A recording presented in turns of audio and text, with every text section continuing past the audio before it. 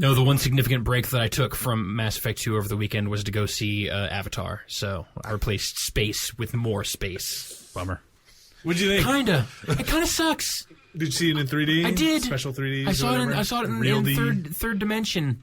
All I could think of the entire time is, wow, all this stuff looks super expensive. Like nothing about the quality or the splendor or the wonder. All I could think of, dollar signs. the entire time. And maybe it's that I'm the bad person for this, but yeah, there was nothing was effortless about that film. Like, absolutely, and you could tell because everything was so expensive. You could tell that everything had to have been thought so much about. Except the script. No, you know what? Okay, that's the most ingenious thing about Avatar is the script.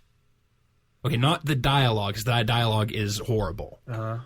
But like the story of Avatar, it's basically Last of the Mohicans, Dances with Wolves, Last Samurai. Pocahontas. It's any of those stories, and it's white colonialist fantasy of it's the liberal guilt manifest where it's like I'm against my forefathers who came and pillaged your land, and I'm going to fight alongside of you.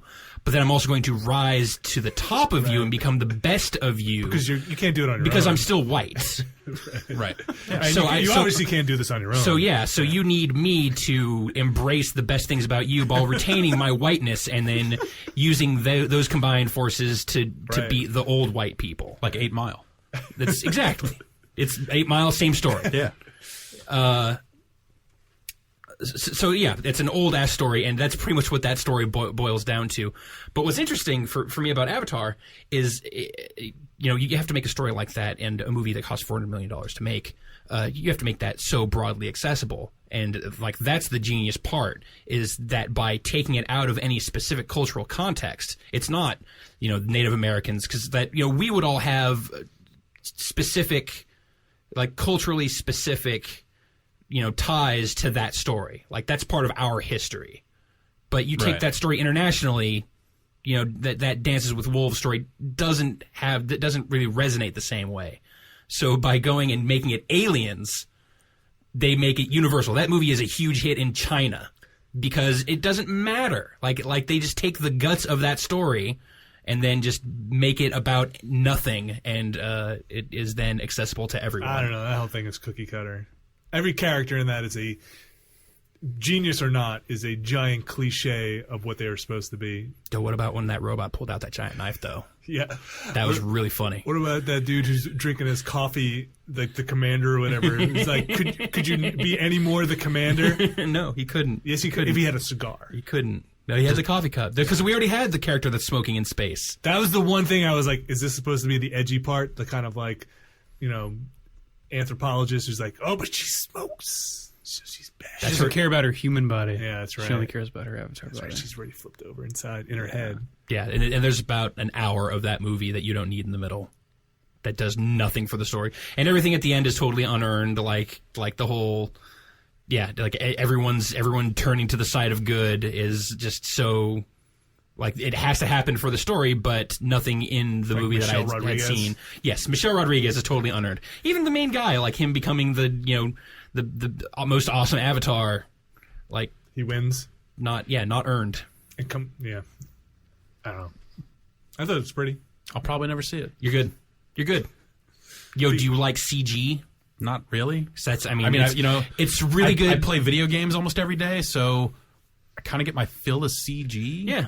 You're good. It's great CG, though. I mean, you really can't deny it. No, you know what it is? Prowess. It's super expensive CG. Like that movie wins by pure brute force of money.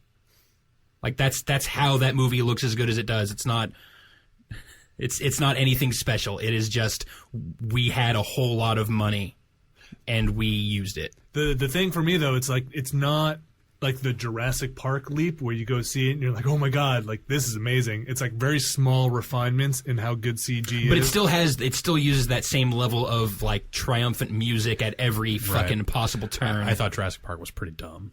Like Jurassic Park resonated with me. There were moments that where you go, ooh, you get little chills. Yeah. None of that in this. Zero chills. Well, this is more like Jurassic Park was more like, oh my gosh, look, dinosaurs, like they kind of look real and they're interacting, and then this was more like, wow, their lips move when they touch. I got chills when they show you the new Normandy. That's where I'm like, dude, yeah. And everybody gets that. Yeah. That looks good. Like, that's my idea of chills. That's my idea of something resonating. It was, and that's the Jurassic Park thing's different because that's like it's real enough to interact with real people. This is like it's all completely unreal, right? But real enough that you believe it. Unreal, like the engine. Yep. You're saying UE3 powered Avatar. Face little pop tattoos. in. The textures pop in every time there's a scene change. Yeah, I don't know. It's all right. That's one more thing about Mass Effect. It's a technical achievement.